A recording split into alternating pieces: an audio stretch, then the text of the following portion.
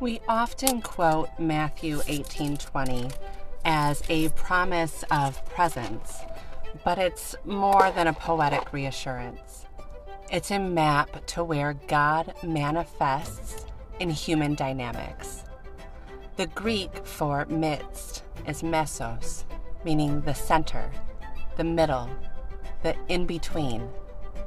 This isn't metaphor, it's mechanical. Christ doesn't just inhabit the individual. He incarnates in the space between aligned individuals. Not in your body alone, but in mine. In the coherence created between us when we are gathered in His name, in His nature, and His frequency. In neuroscience and physics, we now understand what ancient scripture intuited. The space between us is not empty. It's electromagnetically alive, charged with measurable frequency and potential. When two people come together in truth, vulnerability, and spiritual alignment, three things happen. Mirror neurons activate. Your brain has cells designed to mirror the emotional state of another. When two are attuned, their mirror neurons fire in sync, fostering empathy, understanding, and deep connection. This creates a shared neurobiological loop, a bidirectional channel of felt presence, understanding, empathy, and trust. Rejoice with those who rejoice, and mourn with those who mourn. This is not just moral instruction, it's neurobiological reality. Heart fields merge. The human heart emits an electromagnetic field that can be detected several feet from the body. When people pray or breathe together, their HRV, their heart rate variability, synchronizes, creating energetic coherence, a measurable, harmonious rhythm. The stronger, more coherent field can entrain the other, stabilizing both nervous systems. Above all else, guard your heart, for everything you do flows from it. In the shared field, what's in one heart can literally affect the other. And brain waves entrain. In group meditation and prayer studies, brainwave synchronization has been observed. Shared theta and alpha waves, states of deep meditation, empathy, and open awareness, arise in co-prayer, especially when people are emotionally attuned. This neural entrainment creates a field that's more than the sum of its parts. Christ said, "I am in the midst," not above, not beside, but between. This implies something profound. He appears in the space created by agreement. He inhabits the interpersonal resonance, the co-regulated nervous systems, the shared frequency of surrendered hearts. This narrow way is not theoretical.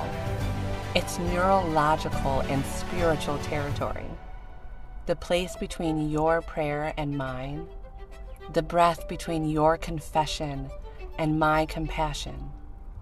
The moment we meet each other without masks, that's where the Messiah walks in. That shared frequency becomes a womb, a place where the Word becomes flesh again, not through doctrine, but through dynamic relational presence. This is not theology. This is incarnation. He doesn't just live inside us individually. He lives between us relationally. Before there were humans, there was relational divinity. Father, Son, and Spirit. Distinct persons, unified essence. This is not just theology, it's relational physics. The Trinity is coherence in its purest form. And when we gather in His name, when we attune, agree, align, we echo that original triune resonance. We don't just invite Christ into the room, we become the room where He appears, that they may be one just as we are one. This is not an aspiration. It's neuro-spiritual activation. We don't just reflect God when we gather. We refract Him, shining His nature into the field of this world.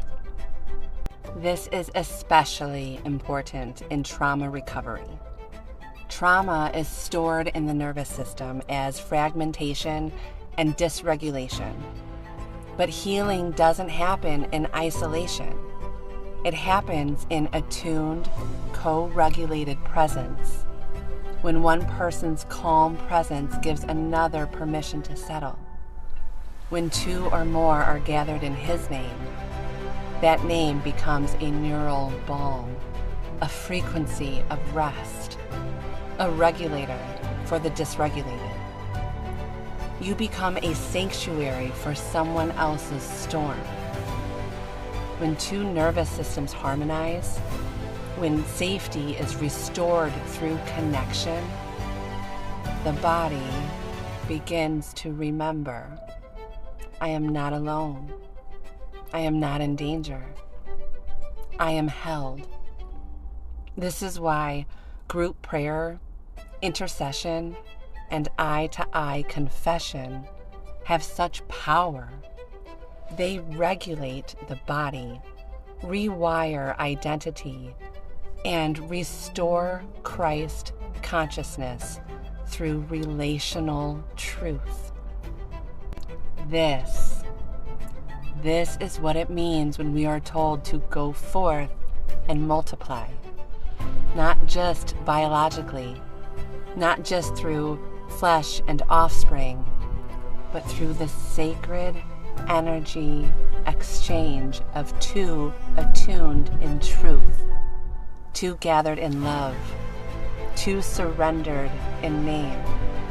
When coherence is cultivated, when hearts are harmonized, when prayer becomes presence, Christ is conceived in the middle. Not a baby in a womb, but the Word becoming flesh again and again in the relational field between us.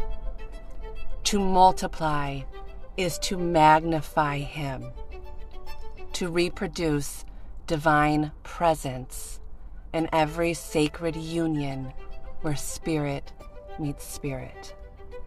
You weren't just told to procreate. You were commissioned to incarnate, to birth the divine through resonance, through relation, through reverence. This is the true Genesis. Male and female, He created them. In the image of God, He made them. Why? So that in their union, Christ would multiply Christ, gestating between them. Not child in a womb, but the Word made flesh again in the field of resonance, in the middle space where union meets surrender. To multiply isn't merely to create life, it's to create presence, to replicate the resonance of Christ in every relational field, to incarnate Him in every middle, to birth God, not in theory, but in frequency. You weren't just called to procreate. You were commissioned to incarnate. Christ is not just present in the Holy of Holies. He is present in the Holy of Holy, honest connection. not on the mountaintop alone, but in the hush between hearts that have become sanctuary for each other. So when you sit with another in love, when you breathe the same prayer, when your rhythms sync and your truths agree, you don't have to ask if he's near. He's already in the middle. Christ in the coherence, God in the gap, divinity in the dialogue, Messiah in the midst. Be loved and be loved, beloved.